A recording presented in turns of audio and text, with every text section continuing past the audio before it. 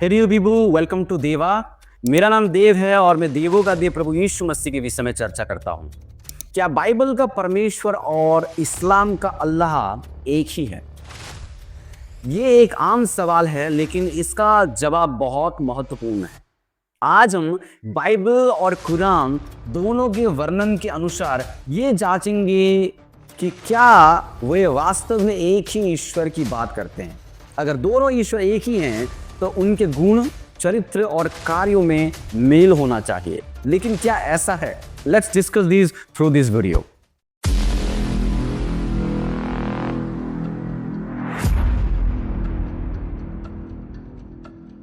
इसका कंफ्यूजन इसलिए भी होता है because we find similarity in the names of God and Allah. नामों में समानता देखते हैं। कई लोग कहते हैं कि गॉड और अल्लाह केवल दो भाषाओं में एक ही परमेश्वर के लिए उपयोग होने वाले शब्द हैं। वास्तव में अरबी भाषा में अल्लाह का अर्थ होता है ईश्वर या परमेश्वर, God.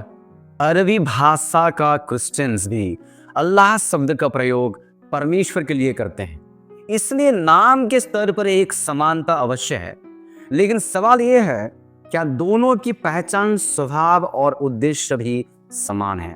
Now let us see the differences between the nature of God in the Bible and the nature of Allah in the Quran. सबसे पहले हम चर्चा करते हैं what is the nature of God in the Bible. Bible में परमेश्वर का स्वरूप क्या है, उनका गुण क्या है? पहला, परमेश्वर त्रिएक है। वह पिता, पुत्र, प्रभु यीशु मसीह और पवित्र आत्मा है। We believe in the Trinity of Godhead, जो कि लिखा है मत्ती 28:19 में। दूसरा, परमेश्वर प्रेम है, ईश्वर प्रेम है, जो लिखा है पहला यूहन्ना 4:8। We see the nature of God is love. We see love as the nature of God.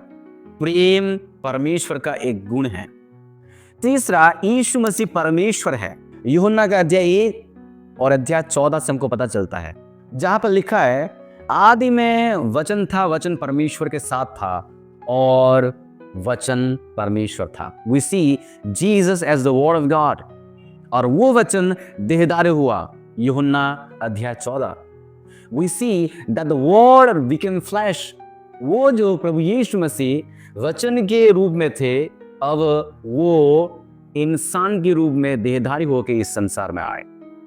We see the incarnation of Jesus Christ. चौथा, पितृत्व, फादरहुड। परमेश्वर को पिता कहा जाता है बाइबल में। We can call God as a father and Abba. पांचवी बात, उद्धार का तरीका अनुग्रह और विश्वास द्वारा है। यीशु के बलिदान के कारण मनुष्य को उनके पापों से मुक्ति मिलता है, उन्हें शिफा मिलती है। बाइबल का परमेश्वर ना केवल सर्वशक्तिमान है, बल्कि वो व्यक्तिगत है, पर्सनल है और निकट और प्रेममय है। वह मानव बनकर इस पृथ्वी पर आया, क्रूस पर मरा और हमें पापों से छुटकारा देने के लिए पुनरुत्थान हुआ।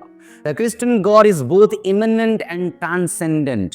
वो करीब भी है और दूर भी है। God is both present with creation and distinct from it, existing beyond the limitations of the physical universe. परंतु हम कुरान के जो अल्लाह है, उनके गुणों को जब हम देखते हैं तो बहुत सारा मेजर डिफरेंसेस, मेजर असमानता प्रभेद देखने के लिए मिलती है। Nature of Allah in the Quran में खुदा का, अल्लाह का जो स्वरूप है वो है, पहला, अल्लाह एक है और उसका ना कोई पुत्र है ना कोई समकक्ष। कुरान अध्याय 112 का 1 से 4 में लिखा जाता है, सूरत अल इखलास में। दूसरी, अल्लाह ना किसी से जन्मा, ना किसी ने उससे जन्म दिया। तीसरा, कुरान बताती है ईसा मसीह के बारे में कि यीशु केवल एक नबी है, एक प्रॉफिट, एक भविष्यवक्ता है, ना कि परमेश्वर का पुत्र। कुरान अध्याय 5 का 72 से लेकर 75 में लिखा जाता है। चौथा, अल्लाह को पिता नहीं कहा जा सकता। Allah can not be a father, he can not have a personal relationship with any human being. पांचवा, कुरान सिखाता है कि उद्धार कर्म, नमाज, रोजा और अल्लाह की रहमत पर निर्भर है।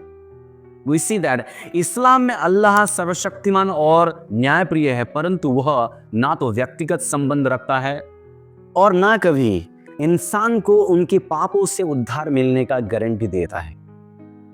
इन अंतरों से ये स्पष्ट है कि परमेश्वर और अल्लाह समान नहीं है। That God and Allah are not the same. So हम जो लॉजिकल कंक्लूजन में पहुंचते हैं, जो तर्क संगत निष्कर्ष पे पहुंचते हैं, वो है सच्चाई विरोधाभासी नहीं हो सकती। अगर बाइबल कहती है कि यीशु परमेश्वर है और कुरान कहता है कि यीशु परमेश्वर नहीं है, तो दोनों एक साथ सही नहीं हो सकते। इसलिए यह दावा कि बाइबल का परमेश्वर और कुरान का अल्लाह एक ही है, तर्क बाइबल और कुरान तीनों से विरोधाभासी है। परंतु माय डियर पीपल, परमेश्वर ने केवल हमें जानकारी देने के लिए नहीं, बल्कि स्वयं को प्रकट करने के लिए यीशु में धरती पर आए। यीशु मसीह ने कहा, मार्ग, सत्य और जीवन मैं ही हूं, बिना मेरे कोई पिता के पास नहीं पहुंचता। यूहन्ना अध्याय 14:6। प्रभु यीशु मसीह ने हमारे पापों के लिए क्रूस पर मृत्यु झेली और पुनरुत्थान के द्वारा मृत्यु पर विजय पाई। उद्धार हमारे कर्मों से नहीं, बल्कि यीशु में विश्वास के द्वारा अनुग्रह से मिलता है। सो डियर पीपल, आज यीशु मसीह आपको सच्चाई, जीवन और परमेश्वर से मिलने के लिए आमंत्रित कर रहे हैं।